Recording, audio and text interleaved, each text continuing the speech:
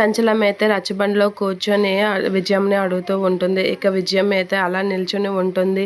మీరు కార్తీక్ అనే మనిషిని చంపారా లేదా అనేది అడుగుతూ ఉంటుంది చంచలమ్మ. అలా అడిగేసరికి విజయం అయితే నా మీద వేసిన అభియోగం నిజమే, నేను ఒప్పుకుంటాను అని చెప్పేసి అయితే అంటూ ఉంటుంది.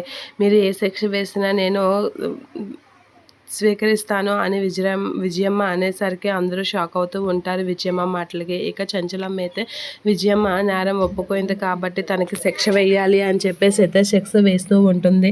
అలా శిక్ష వేయడానికైతే రెడీ అవుతూ ఉంటుంది చంచలమ్మ. అలా రెడీ అవుతూ 100 కొరడా దెబ్బలు అని చెప్పేసి అయితే అంటూ ఉంటుంది. అలా అనగానే అందరూ షాక్ అవుతూ ఉంటారు. ఒక సంవత్సరం పాటు వాళ్ళతో ఎవరు మాట్లాడరు, ఎటువంటి సహాయము అందదు. 16 గ్రామాల నుంచి ఎటువంటి సాయం అందకుండా 1 సంవత్సరం పాటు వెలివేస్తున్నాం అని చెప్పేసి అయితే అంటూ ఉంటుంది చంచలమ్మ. అలా అనగానే అందరూ ఒకసారిగా షాక్ అవుతూ ఉంటారు చంచలమ్మ తీర్పుకి. విజయం అయితే అలా చూస్తూ ఉండిపోతూ ఉంటుంది.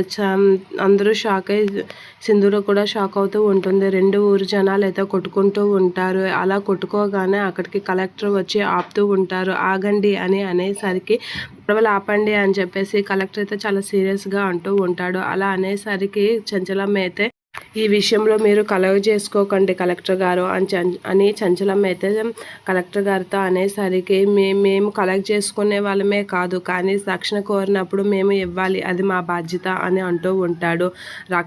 మిమ్మల్ని రక్షణ కోరింది ఎవరు అని చెప్పేసి అయితే అంటూ ఉంటుంది చంచలమ్మ. మీ కోడలు సింధూర విజయమ్మకి రక్షణ ఇమ్మని కోరింది అనేది అంటూ ఉంటాడు. అలా అనగానే ఒకసారిగా చంచలమ్మ షాక్ అవుతూ ఉంటుంది. సింధూర అయితే అలా చూస్తూ ఉండిపోతూ ఉంటుంది చంచలమ్మ వైపు. ఇక విజయమ్మ కూడా షాక్ అవుతూ ఉంటుంది. కేశవ వీళ్ళందరూ అయితే షాక్ అయ్యి అలా సింధూర కసైతే చూస్తూ ఉండిపోతూ ఉంటారు. ఇక సింధూర చేసిన పనికి చంచలమ్మ అయితే కోపంతో రగిలిపోతూ ఉంటుంది.